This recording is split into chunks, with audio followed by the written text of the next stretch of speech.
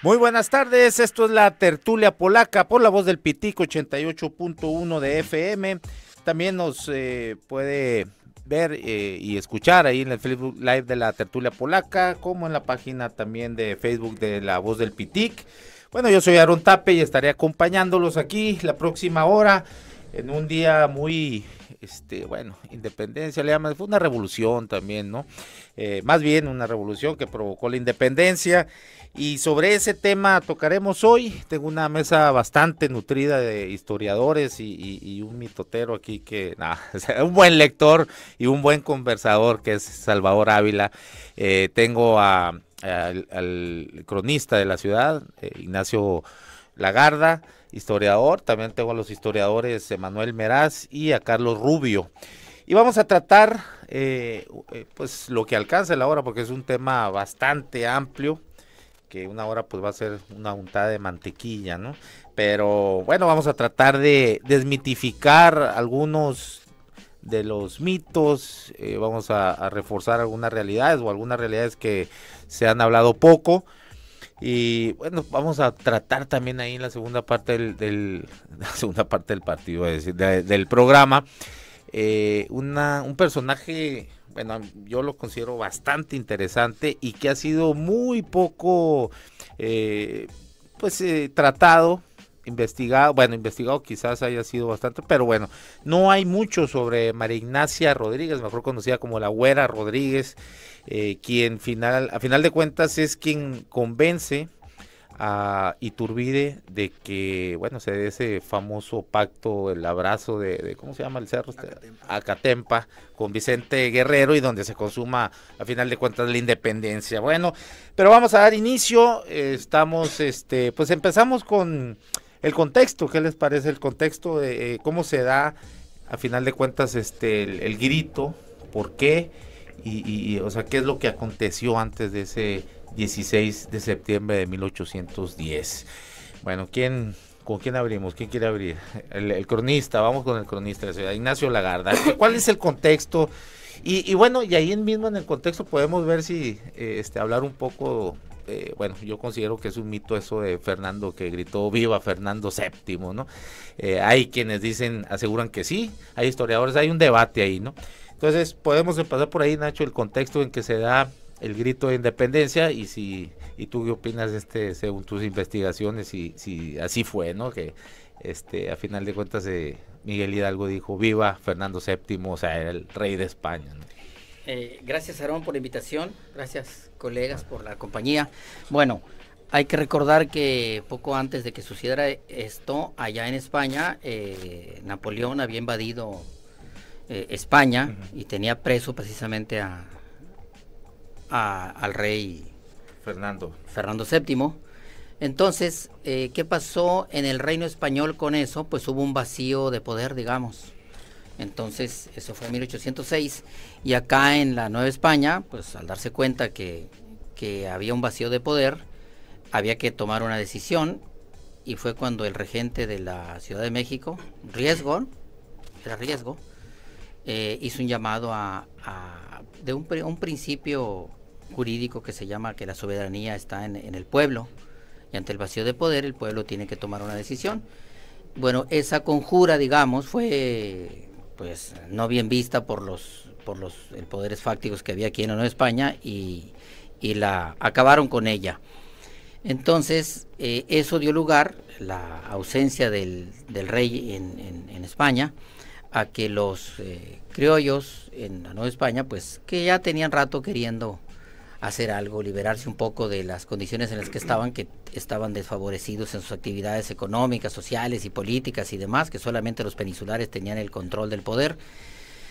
Eso ayudó a que ciertos personajes ilustrados de la época, como ese cura de Miguel Hidalgo, de Dolores, pues adelantaran, digamos, o se abocaran a la búsqueda de la libertad de la Nueva España, del de la metrópoli de Madrid, del reino, y dio lugar a esta invitación a hacer una revolución de independencia, porque eso es lo que fue en realidad una revolución, ¿no? De acuerdo a la definición de lo que es una revolución. Entonces, ahora pues, sí que de castas, ¿no? Pues práctica, digamos que sí, como son las revoluciones, ¿no? De grupos, los clasemedieros, que son los que hacen las revoluciones en el mundo. Entonces, él, apoyado por otros militares y personajes de la época, pues invita y esa noche o madrugada, porque no hay ninguna documentación que avale nada de eso, por eso hay tantas dudas, que si fue en la noche, que si fue en la madrugada del 16, que si fue en el patio de su casa, que si fue enfrente, que si tocó la campana o no la tocó, que si la tocó el campanero o la tocó él, y todas estas preguntas que se hacen que no tienen trascendencia, porque lo importante es que invitó a la revolución y se fueron a la revolución. Eso es lo que cuenta, que si cómo iba vestido, que si eso no tiene mayor trascendencia. Y claro que pudo haber dicho, viva Fernando VII, porque lo que querían ellos era que tal vez volviera el rey al poder, ¿no? Más que primer lugar. Y segundo lugar, que pues independizar a la Nueva España, pues del reino español con el rey ahí, porque hay una parte ahí al principio cuando se promulga la ley, la Constitución del 1812, la famosa Pepa, que era una nueva Constitución para dar mayores condiciones en los virreinatos y poder lograr esa independencia. Ese es un llamado, es la iniciación. Hidalgo es el precursor de ese intento de lucha social, y normalmente y siempre sucede que los precursores nunca ven logrados sus objetivos, sí. Son otros los que los logran con el tiempo. Sí. Entonces, pues es intrascendente dónde lo dijo y cómo lo dijo y qué dijo. El caso es que la invitación era al independizar del reino español al virreinato de la Nueva España. Muy bien. Manuel, verás, bueno, se da este contexto y que ha explicado acá Nacho, pero hay un a ver, Miguel Hidalgo era un tipo culto, que hablaba 7 idiomas, ¿no? Francés, o ahí incursionó a la revolución, o sea, incursionó en las ideas de la revolución francesa, hablaba italiano, pues era todo lo que tenía que ver con el Renacimiento. Latín, pues era un sacerdote, ¿no? Hablaba, pues, Castilla, que era el idioma en ese tiempo de la colonia, y el purépecha, tarasco, náhuatl y otomí, ¿no? O sea, entonces cuando dicen abría las rejas de las cárceles para sacar a los presos indígenas, les hablaban su lengua, ¿no? Y les decía, su justicia no es nuestra justicia, algo así era.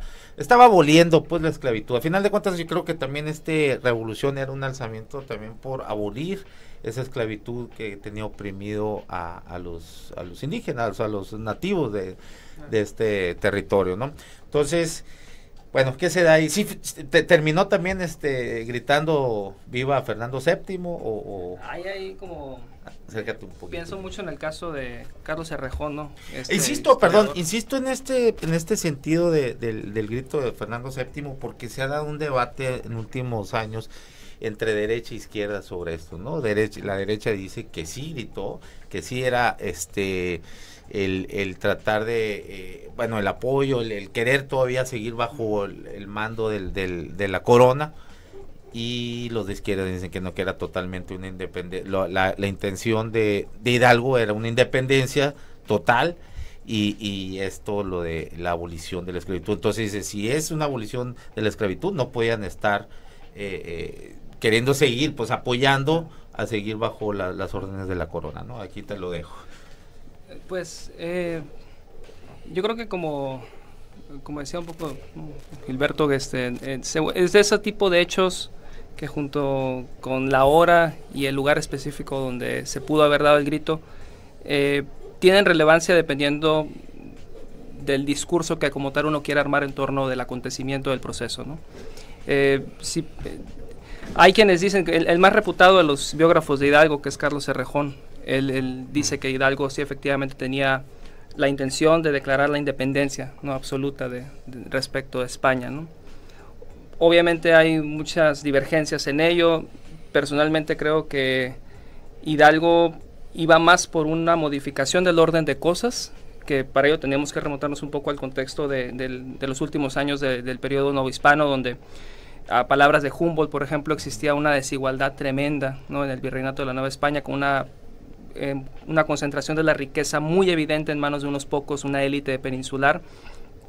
En ese sentido, hasta cierto punto el llamado de Hidalgo puede verse también, para aquellos que puedan decir que si dijo o no dijo Fernando VII, se puede ver como un llamado a defender, ¿no?, a los súbditos de la corona española del despotismo de aquellos que ostentan el poder en la colonia, que no es algo muy difícil de pensar. Si hay quienes ahora los historiadores están hablando de que en el caso de la Revolución de Independencia de Estados Unidos, los padres fundadores, antes de dar el paso a decir vamos a independizarnos respecto del rey de Inglaterra, al contrario, llamaban al auxilio del rey de Inglaterra en contra del despotismo del parlamento. Entonces es una situación que se está presentando en las colonias al final de este periodo, ¿no?, colonial en todo el continente americano. Yo estaría con aquellos que dicen que sí gritó viva Fernando VII, no vería ningún problema en ello, porque lo vería un poco en la óptica que lo vio Fray Servando Teresa de Mier, que fue muy crítico de la figura de Hidalgo, ¿no?, de que Hidalgo hasta cierto punto sí tenía una idea de que las cosas no estaban marchando bien, que era necesario un cambio, pero no tenía un rumbo construido, una idea fija de hacia dónde debía marchar el rumbo de una incipiente nueva nación, ¿no? Aparte su concepto de nación es distinto. Yo creo que es así, ¿no? Las revoluciones no tienen una idea hacia dónde van, pero sí lo que no quieren, claro, que siga continuando. Claro. ¿No? Creo yo que por ahí. Bueno, Carlos Rubio, historiador también, a ver, danos tu punto de vista en el contexto, pues, en que se da el grito, ¿no? Sí, bueno, buenas tardes y muchas gracias por la invitación.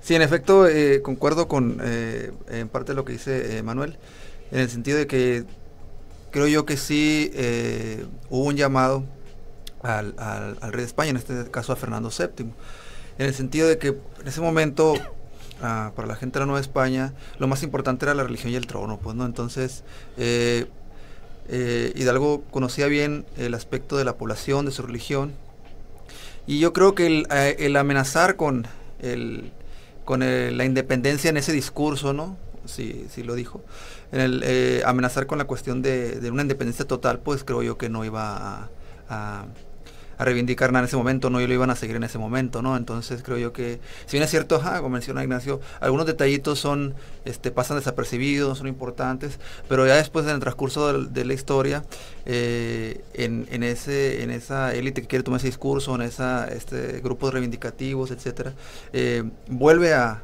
aflorar qué se pudo decir en esos mitos, como se le llaman, entre comillas, ¿no?, de la historia, ¿no?, sobre, en este caso, el discurso. Entonces, creo yo que sí pudo haber llamado, en este caso, a Fernando VII hacia la población, y entre otras cosas, como se mencionan, así es, en ese ojo crítico social que tenía Hidalgo en ver a una población desposeída por los pueblos que anduvo él de sacerdote, y el saber, Armando Fuentes Aguirre lo dice como un buen, él daba muy buenos discursos, era un buen político, le llamaba él, ¿no? Entonces, Armando Fuentes Aguirre de Catón, así es, ¿no? ¿Te gusta Catón?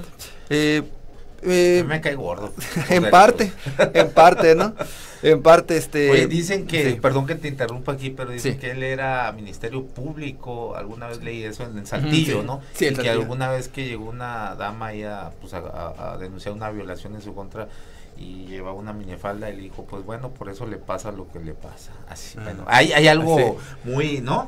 Sí, ya lo habías tú, lo tenías registrado. No es anécdota, pero sí, a lo largo de sus múltiples columnas, sí es fácil descubrir ese tipo de... Bueno, eres un ultraconservador, con eso. Así es. Bueno, continuamos, Carlos Rubio. Sí, entonces, efectivamente creo yo que pudo haber señalado esas acciones a favor de Fernando, por el contexto social y político que se estaba viviendo, pues, ¿no? Entonces, pienso yo que sí lo pudo haber dicho, entre otras cosas para que la multitud lo apoyara, pues, ¿no?, en ese momento. Muy bien.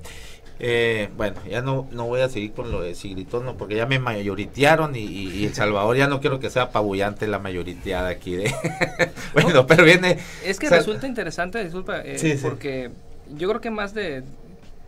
¿Por qué es objeto de debate? ¿Dónde surge ese debate en el México posterior a la independencia, que empieza esta discusión sobre si seremos una monarquía, una república? Cuando vienen los gobiernos panistas, ¿no? que también, y sería tema de otra Claro. mesa, que también a raíz de los gobiernos panistas se empieza a querer reivindicar la figura de Porfirio Díaz, también, que sería otro tema ese, ¿no? Pero bueno, sí, se vino muy de modita que tratar de reivindicar, reinstalar, sí, así es, pero bueno, ese es otro tema. Salvador Ávila, él pues no viene aquí como precisamente un experto del tema, pero es un lector, un muy buen lector, un buen conversador. Ahorita, bueno, es vocero de la Fiscalía Anticorrupción, pero hay que recordar, antes de la Fiscalía, pues tenía sus espacios radiofónicos, entonces le entiende bien a estos asuntos, ¿no? Gracias, Aarón, y sí, me gusta mucho conversar, me gusta mucho el diálogo. Creo que en el diálogo se construye, y en el diálogo también podemos compartir, debatir y crecer o no, creer o no en nuestra historia, según el lado que nos toca observarla, vivirla, entenderla, según, como diría Ortega y Gasset, nuestra realidad y circunstancia, ¿no? Y la realidad y la circunstancia de España en esa época y la realidad y circunstancia de México en esa época marcan ese hilo conductor que revienta en ese momento, en esa noche, y con ese grito y en esa situación. Está Murat presionando en España a los españoles, el comandante Murat francés, dicen que en extremo sanguinario. Está el rey, cuenta la historia, dos de los padre e hijo, Fernando VII y Carlos IV, su padre, si no mal recuerdo. Según cuenta la historia, de los más superficiales, de los menos responsables, de los más frívolos en ese momento. Sin embargo, el rey era una deidad. La fidelidad se le debía al rey en España y en México. Entonces, lo prohibido era lo francés. Lo prohibido, hablando de Porfirio Díaz, ¿no? Que luego él fue el que lo insultante era lo francés. Tenían más miedo a Napoleón que a Fernando. Porque eran los que venían de la enciclopedia, los que venían del pensamiento de Rousseau, los que venían los que habían señalar, habían abolido la monarquía, pues, ¿no? Entonces, la opresión de España para financiar sus guerras en todo el continente americano, pues los que aquí habitaban en América le tenían más miedo al diablo, que era Francia, que era Napoleón, que a un rey injusto, tirano, porque finalmente era Dios. Y que la Santa Inquisición. Y que la Santa Inquisición, que se representaba claramente en la Virgen de Guadalupe. Entonces, el discurso, las imágenes, yo supongo que en este gran caldo de cultivo que se estaba gestando en España, donde podemos ver la literatura, los cuadros de Goya, que son fascinantes, de esos dos cuadros donde están fusilando a los españoles, donde se están dando esas guerras, en ese día de furia, donde intenta en Madrid sacar a Murat y son aplastados por el ejército más brillante, más organizado, pero finalmente el diablo. Entonces, en ese momento y en esa circunstancia, un mes antes de ese grito, donde pudo decirlo, no decirlo, pero pues, si lo hubiera dicho hubiera sido totalmente válido, porque era el diablo versus la deidad versus la Virgen de Guadalupe. Al parecer hay una carta escrita por Allende a Hidalgo, un mes antes, en 1810, donde le dice a Allende a Hidalgo que si era inevitable la revolución, como los indígenas eran indiferentes al verbo libertad, era luego entonces necesario hacerles creer que el levantamiento se lleva a cabo únicamente para favorecer al rey Fernando. Es entonces Morelos, un año después, que Morelos se cuece aparte. Sí, eso ahorita entramos. Morelos es un tipo fascinante, más allá del gran carisma de Hidalgo, de la gran fortaleza física, y de la riqueza intelectual de Hidalgo, ¿no? Y de su intensidad como persona. Morelos me parece un tipo más allá. Es Morelos el que sí dice, es tiempo de levantar esta mascarada y decir las cosas como son. Y es entonces el que a mí me parece lleva o intenta quitarle la máscara a la independencia, revolución e independencia. Vamos a ir a un corte y continuamos. Qué bueno que tocaste el asunto acá de Morelos, porque es a final de cuentas quien organiza un verdadero ejército, ¿no? Y con un genio, digo, hasta Wellington habló de él, ¿no? Wellington, el que venció a Napoleón, pero bueno, ahorita vemos, porque el ejército de Hidalgo pues sí era una Chusma. Era un desmadre, ¿no? Sí, era poco organizado, pero bueno, ahorita vamos a volver con eso, vamos a, mira, Pachuco, para ponernos bien mexicanotes, rock, pero mexicano, La Maldita Vecindad. Pachuco, súbele.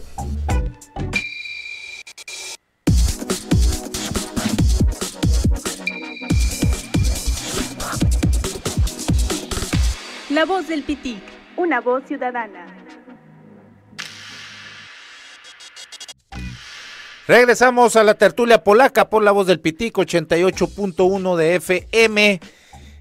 Seguimos aquí en esta mesa sobre los mitos y realidades de la independencia. Y Salvador tocaba a este personaje, gran héroe, que es José María Morelos y Pavón, que por ahí se dice que cruzaron palabra él e Hidalgo como un par de veces. Fíjate, ¿no? Aarón, nada más déjame terminar esa primera idea con lo que supuestamente pudo haber sucedido en aquel momento, ¿no?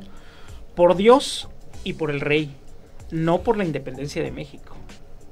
¿Quién iba a seguirlos para liberar la verdad a medias o el engaño? ¿Quién dijo eso? ¿No?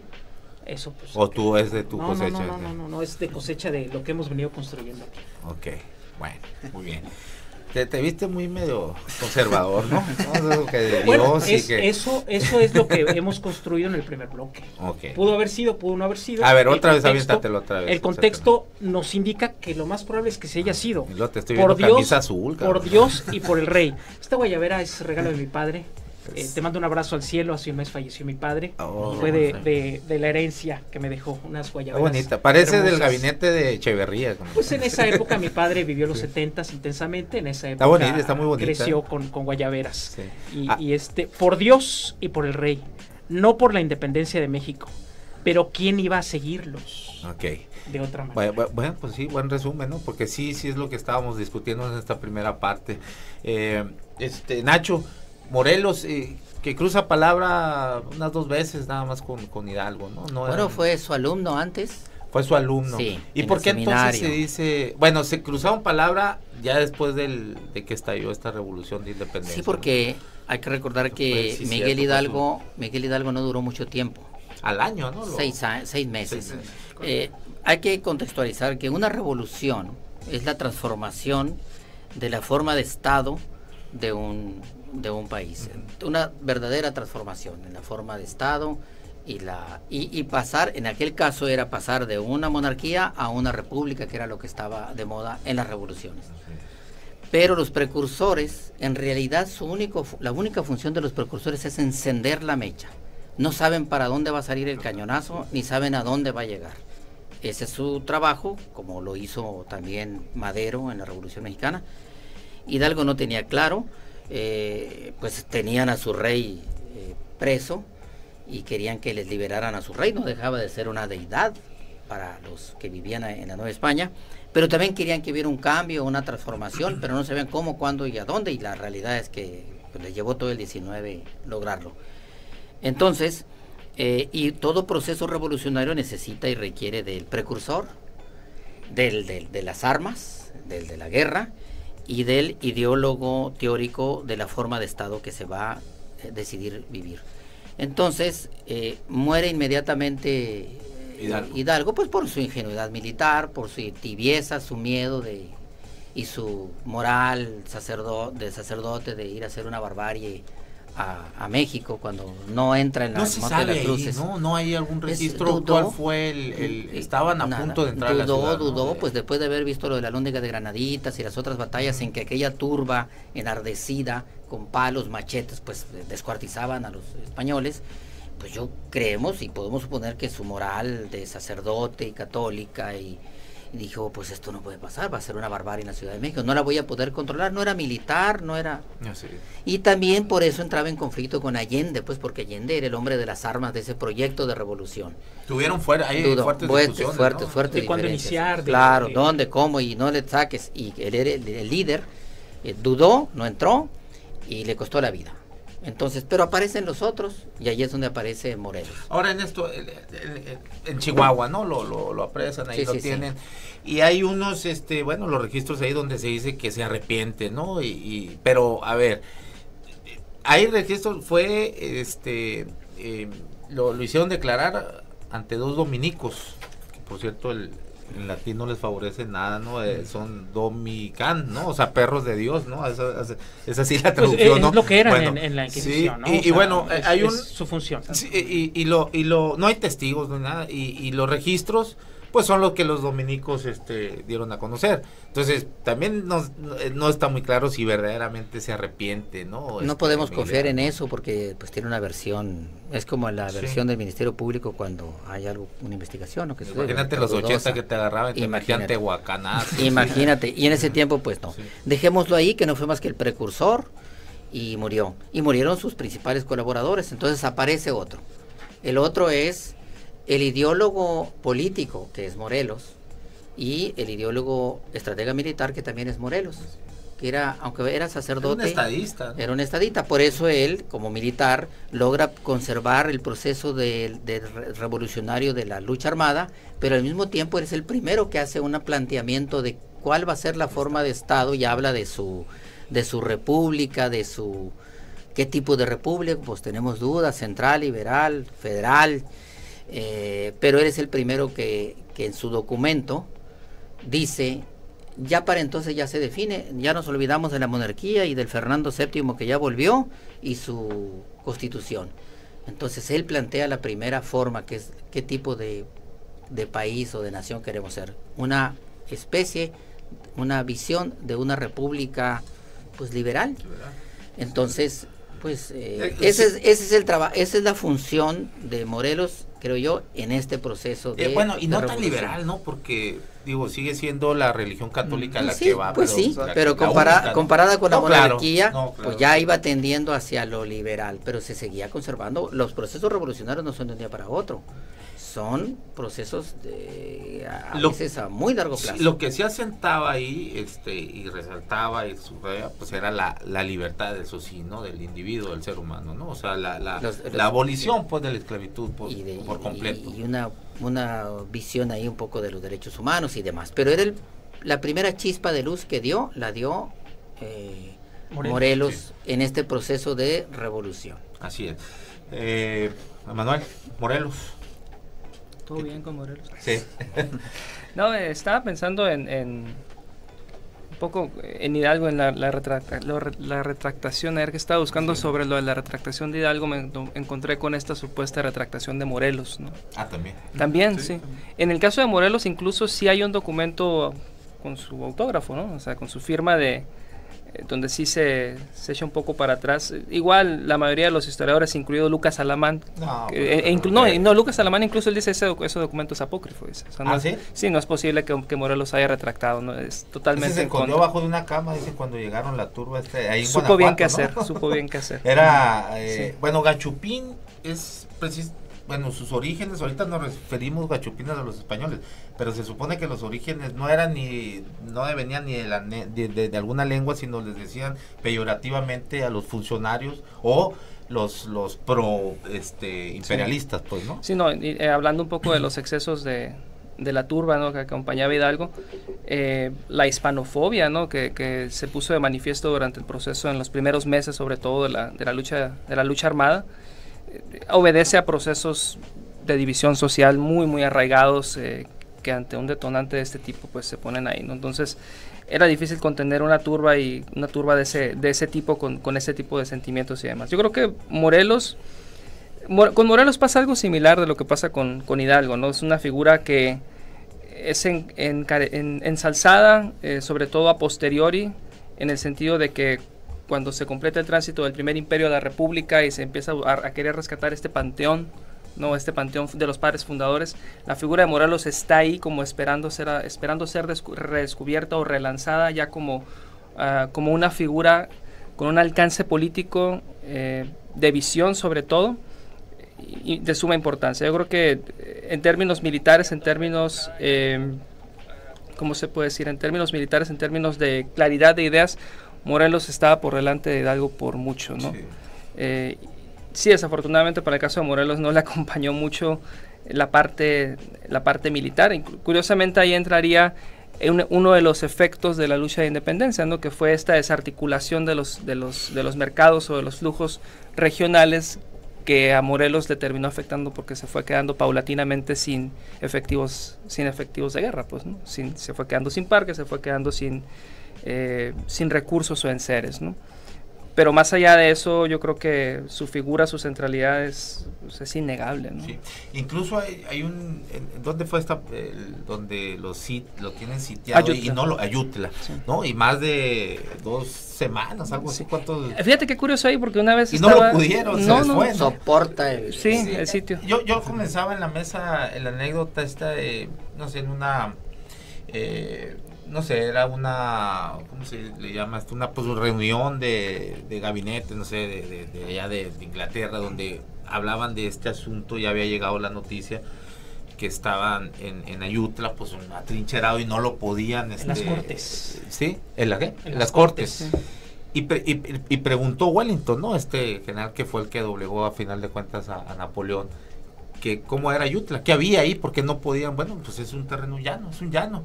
Entonces dijo, bueno, pues ese tipo es un genio. El quien está, o sea, se refería a Morelos. A Morelos, pues, ¿no? sí, y definitivamente yo creo que sí lo fue. Yo creo que es uno de los personajes más importantes de la historia nacional. Totalmente. Estadista, político, militar, también religioso, por supuesto, también pues era creyente. Bueno, algunos estaban en los temas de Tuvo seminario 2 matrimonios, porque era donde se podía estudiar. Sí, Claro. no había otra manera. Sí, ese y el ejército. No había otra manera de y el estudiar. ejército tenías que tener ahí tus Pero en ese palancas, momento, ¿no? exacto, y también para Y estar creo yo. seminario, también, o sea, no cualquiera podía tener una instrucción militar, una instrucción sacerdotal. Y bueno, organiza todo, organiza los sentimientos de la nación, pero los organiza también dirigidos hacia la religión católica y hacia Fernando VII, reconociendo También. todavía es necesario, como dice Nacho, el tiempo que una nación necesita para apaciguar sus fantasmas y para crearse otros, en su caso, viniendo de una conquista que todavía no se termina de apaciguar hoy día. Hemos pasado por una primera revolución, una segunda revolución, y todavía tenemos esos primeros fantasmas de la Malinche, ¿no? Sí. Carlos, no sé si tengas ahí algunos datos sobre datos económicos donde se habla mucho de que la independencia no sirvió para nada. Hidalgo solamente hizo su desmadre y fue para acabar con la riqueza que existía en la Nueva España, porque sale del ciclo, del circuito económico mundial en el que estaba, ¿no? Sin embargo, hay quienes dicen, historiadores dicen, no es cierto, ya había salido del circuito porque la plata, que era la punta de lanza de la economía, ya había venido en una crisis, ¿no? Había venido para abajo. No sé si tengas ese tipo de datos por ahí. Pues exacto, de la cuestión económica no, pero sí, efectivamente, como se ha mencionado, es la primera parte, en este caso de Miguel Hidalgo, es la parte como de desorden, turbia, ¿no? Por así decirlo, y con la llegada de Morelos yo lo considero así como la parte táctica de la insurgencia, ¿no? La parte táctica, ¿no? Y ya después, con Vicente Guerrero, ahí habría que decir otras cosas, ¿no? Pero la parte táctica sí es con Morelos. Y retomando esa cuestión de Hidalgo, y esa importancia de cómo... Es importante porque la cuestión ahorita que estamos hablando de si se retractó, ¿no? Si es fiel ese documento o no. Sin embargo, si es fiel o no, las repercusiones en torno a cómo se mira, ¿no? Cómo se puede mirar en la educación básica a este personaje, pues, ¿no? De si supuestamente se retracta o si lo tienen como es una mentira, eso que señaló que se arrepiente, y que llama incluso a los otros insurgentes a que también dejen las armas, ¿no? Pero es importante cómo es tomada eso, pues cómo se toma para las repercusiones sociales y políticas de esta imagen de Morelos, ¿no? Pero de que esta primer parte sí fue, como señalaba ahorita Manuel, repercutió en hacer más grande la brecha en la cuestión del odio, ¿no? En este caso, hacia los españoles, así es. Recrudeció, incluso Iturbide también en una de sus cartas, porque escribía mucho, ¿no? Señala que sí, los primeros insurgentes solamente acrecentaron ese odio, o sea, estuvo mal, pues no lo señala, ¿no? Entonces, creo yo que, pues sí, en efecto, después de la independencia queda una supuesta bancarrota del país, no hay una identidad nacional aparentemente, y es cuando ya pasan otro tipo de cosas, como después de Iturbide, ¿no? Plan de Casamata, etcétera, ¿no? Así es. A ver, bueno, nos vamos a ir no, todavía nos queda. Nacho, dos matrimonios, hablando de estos dos insignias de la independencia. Hidalgo tenía fama de mujeriego, ¿no? Y Morelos tuvo 2 matrimonios, uno se habla ahí de que muy pinche y el otro pues estuvo todo dar, ¿no? O sea, ya le llevó bien y tuvo unos hijos lamentables, por lo menos con José Nepomuceno. Juan Nepomuceno. ¿Qué nos puedes decir de esto? ¿Tienes algunos registros? Sí era, ahora se habla de Hidalgo. Dicen que la pintura esta que le hacen es de un pintor ahí que se trajo Maximiliano, y que Maximiliano quería tener un retrato de él y más o menos se basan en una fisonomía de alguien de ahí de la corte de Maximiliano, ¿no? Y lo pintan muy moreno, pero dicen que era más bien trigueño, de ojos claros, ojos verdes, y que sí era muy pues culto el hombre, atractivo, y pues que sí era de ojo alegre. ¿Qué hay de eso? ¿Te refieres a Morelos? No, Hidalgo. Empezaste con Morelos. No, Hidalgo. Hidalgo, bueno, pues era un hombre inteligente, carismático, cautivador, y bueno, pues la vida privada, pues de un héroe o de un personaje revolucionario, pues viene quedando fuera del interés. No sé, a lo mejor tuvo muchas mujeres y los sacerdotes. ¿A poco no te intriga? No, el chisme privado. Si lo humano me interesa, encanta el chisme. Me interesa más el intelecto del personaje más que la vida privada, pues, y como la de ahora también, ¿no? Son seres humanos. Es como para entender el contexto. Son seres humanos, y puedo pensar que un hombre tan inteligente, culto, y con ese carisma, fue un líder, hay que reconocerlo, un líder. Claro. Y eso puede atraer a cualquier persona de cualquier sexo, ¿no? Para él, y a lo mejor sí lo aprovechó y lo usó, a lo mejor. No, pero ¿no vieron la película que protagonizó Damián Bichir? ¿No? ¿Tú la viste? ¿Cómo se llama? Sale muy exagerado. De la independencia. Sí. Bueno, a propósito de la imagen, porque no hemos terminado con la independencia todavía, no llega a la independencia. Estamos todavía con Morelos. 1812, ni siquiera ha muerto Hidalgo, Morelos. Bueno, nos vamos a ir un corte y regresamos contigo. Es la célula que explota en mariachi, que van a esos cortes comerciales. Ya nos fuimos. Sí, ya nos vamos. Vamos, súbele. Poder hablar.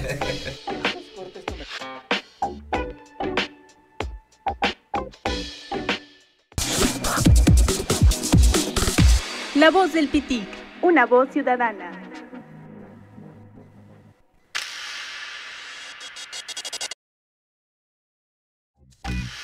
Regresamos a la tertulia polaca por la voz del Pitic 88.1 de FM y continuamos aquí con la mesa sobre los mitos y realidades de la independencia, y se quedó Nacho Lagarda, ¿no? Más o menos hasta 1860, 50 y tantos, en este país y en el mundo la fotografía no existía.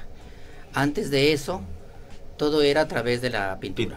Entonces todos los personajes de la historia, antes de 1855, más o menos, no tienen una fotografía, y solamente algunos tienen una pintura, y esa pintura no todos podían tener una pintura porque costaba caro y no cualquiera tenía acceso.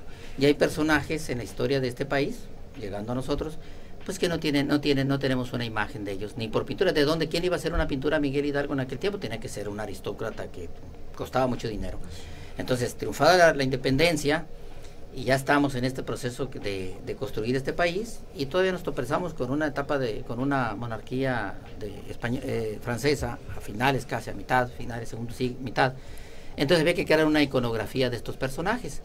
Entonces pues, hay que ponernos de acuerdo. ¿Cómo hacemos? Pues nadie sabe cómo fue, nadie lo describió, ni Allende, ni Morelos, ni ninguno de los héroes de la independencia, ninguno, absolutamente ninguno, incluido el de nosotros, González de Hermosillo. Entonces hay que crear una imagen de ese personaje. Bueno, de Quino, Nacho.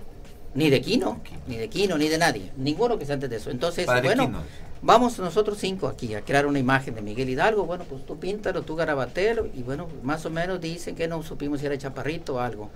No se sabe, pero eso no tiene, yo digo, eso no tiene importancia, pues esa es la imagen que nos construimos en nuestra imaginación. Pudieron haber hecho ojos azules, ojos verdes, como sea.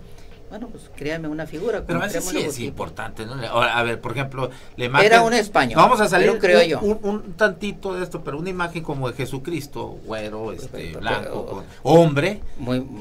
Bueno, Jesucristo sí era hombre, pues, pero Por un el Dios, est- a por el un Dios lo pintan como una figura masculina. Y Depende de qué gente la quiere reivindicar. Claro, por el color, claro, ¿no? claro. Por el color Y a todo, Dios ¿no? viejito, blanco, barbón, Exacto. hermoso y bonachón, ¿no? Así es.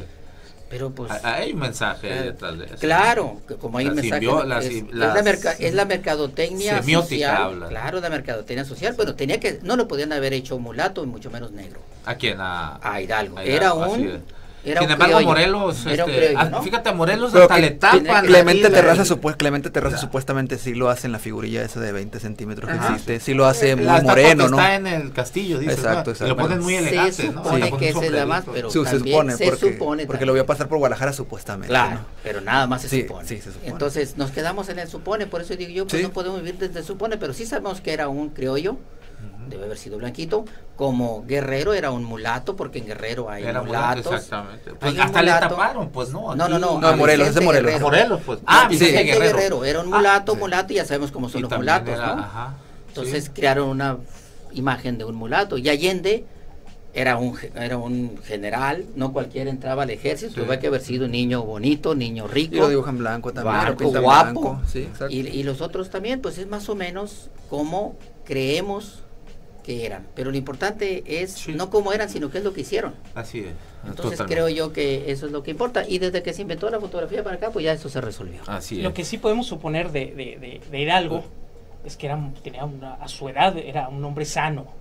Pues tenía 40 años, era un anciano en esa Para época. esa época, pero, 40. Pero estaba para lo toda que la- hizo estaría en condiciones Sí. de fortaleza física Claro. adecuadas. Ahora hablando de imágenes, yo sueño, sí, tengo sueños, pero muy... Sueñas con Muy doña húmedo. María, sueñas con doña María Ignacia Rodríguez Tenía- de Velasco Ah, y tienes Osorio sueños. Barba. Tú tienes Tenía su- como 5 o 6 nombres, Tú, ¿no, Rafa? tú tienes sueños con la güera Sí, Rodríguez. tengo Doña sueños María de Ignacia lo que le Rodríguez no, pues de dicen Velasco que era y una Osorio mujer Barba. Muy bellísima, muy hermosa, La describe don Artemio del Valle como persona muy godible. Godible. Godible, ¿Qué es eso? lo cual Godi- ofendió al expresidente Miguel Miguel Alemán. ¿Qué es godible? Godible, una persona Alegre, ¿no? alegre, Alegre, jovial, jovial. interesante, ¿no? Y Miguel Alemán en un mal no, chiste dijo la jodible, señala ¿no? como jodible. Sí, no, jodible. Jodible. Bueno, te doy un contexto nomás y También. luego tú que me También. dices que traes ahí algunos datos interesantes, vamos con Salvador Ávila.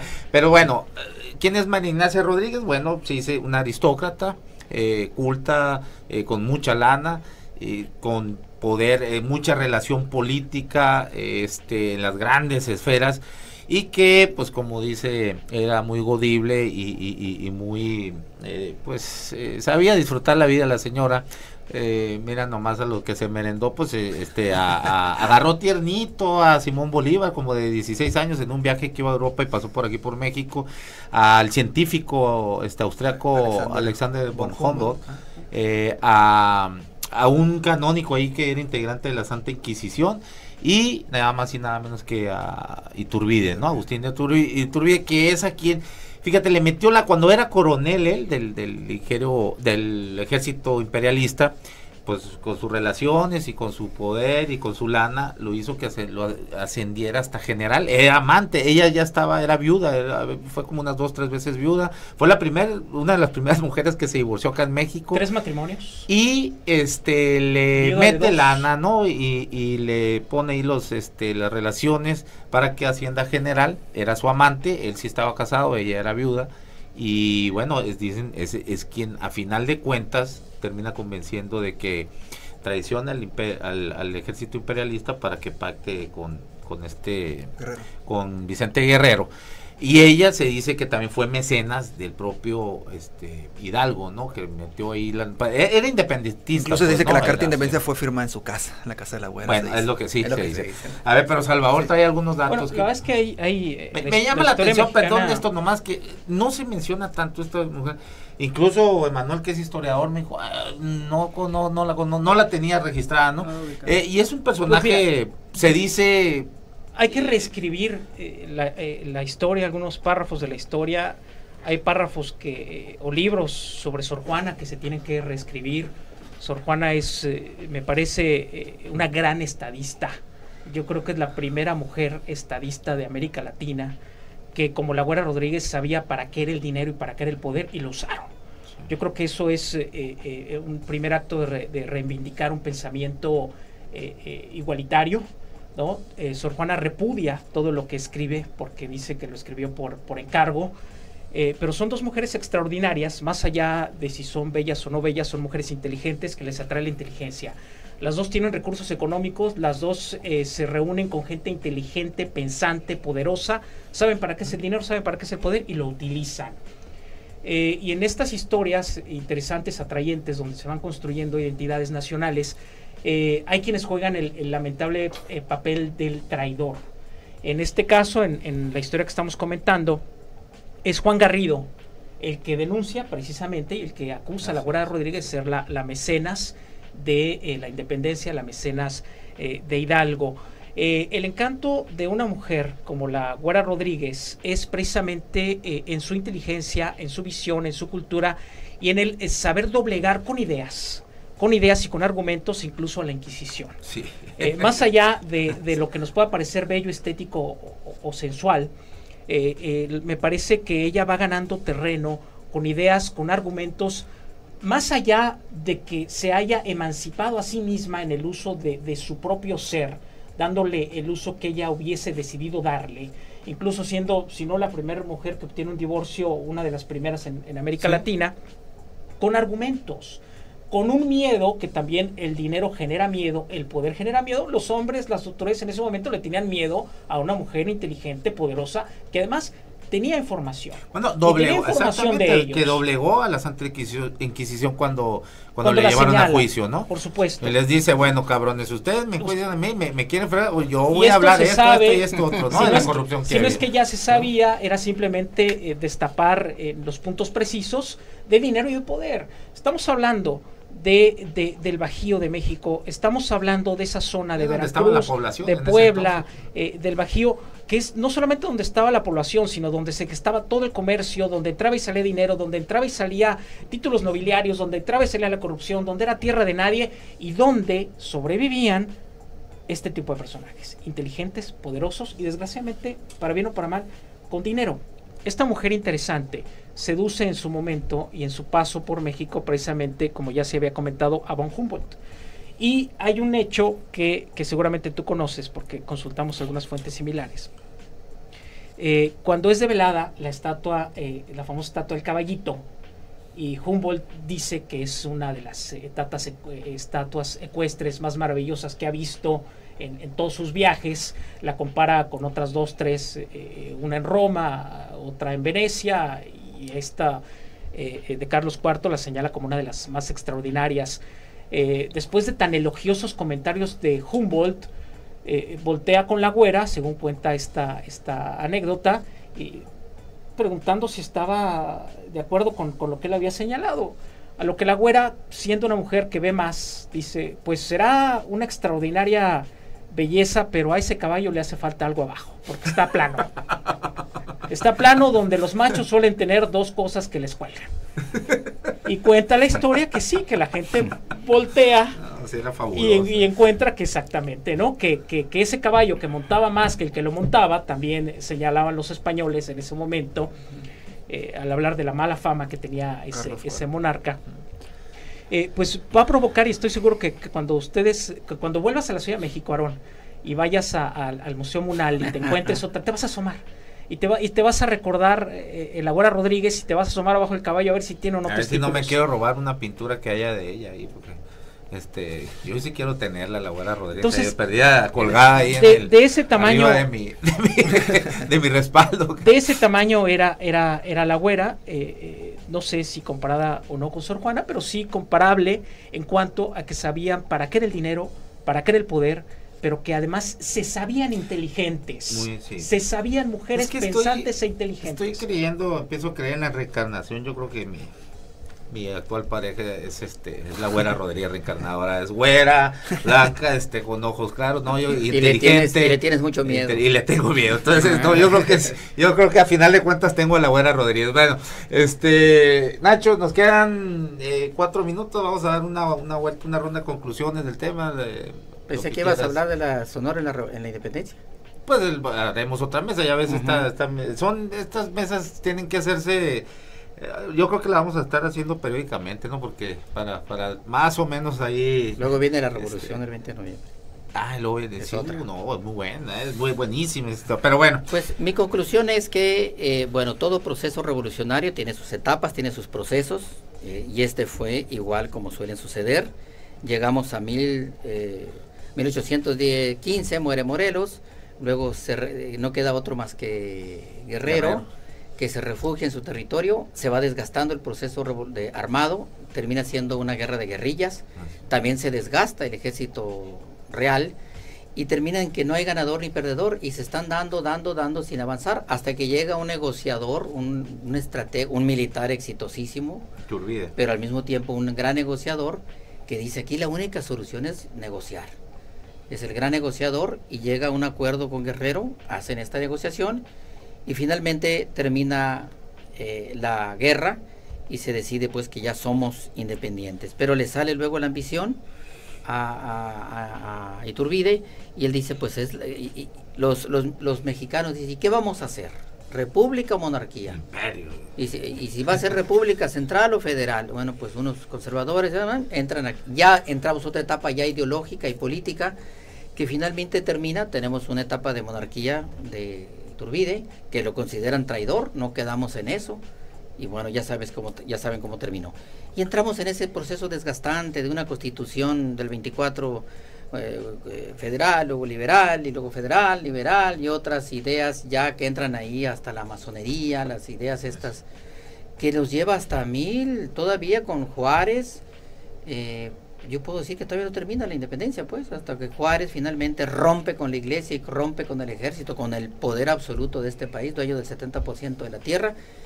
Y tenemos por fin una constitución de 1857 y creo yo que hasta entonces podemos decir que aquello que pensó, no Hidalgo, no, yo creo que el que pensó en eso fue Morelos y ya tenemos una constitución liberal que rompe con aquel poder de la iglesia y del ejército, los fueros y demás, y entramos en otra etapa que esa la vemos en la siguiente mesa. Sí, porque luego viene, sí, y lo vamos a ver en la otra mesa, ¿no? Pero el más rojillo de los liberales, así como tu camisa, Porfirio Díaz, pues termina como un conservador. El más liberal. El más liberal, radical, desde los radicales, porque los liberales no eran monolíticos, pues no, había una pugna. Parece que eso de cambiarse ideológicamente de grupo, de partido, sobre todo, sigue existiendo hoy en día. Así es. No, que lo irónico es que los que querían la independencia no fueron los que la consumaron, fueron los contrarios. Siempre, casi siempre sucede. Suele suceder así. ¿No? Pasa lo mismo con los ¿Conclusión? Plantear esa ironía, pues, ¿no?